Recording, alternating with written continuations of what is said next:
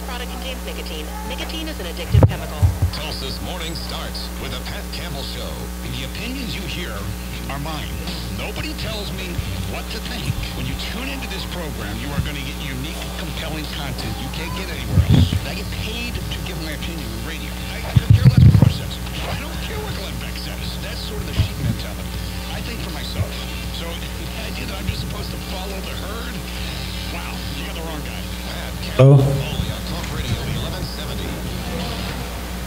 Talk Radio 1170 weather. I'm Travis Meyer and the News on 6 Oklahoma weather experts. Cool and wet weather arriving for our Saturday. Now, showers a little spottier this morning, a little more hit or miss scattered showers through mid to late morning. The rain will become much more widespread this afternoon. Temperatures will peak out in the low 50s around lunchtime and fall back to the 40s this afternoon as that rain increases.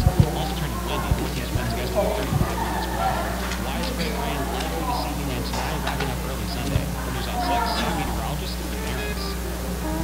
Ale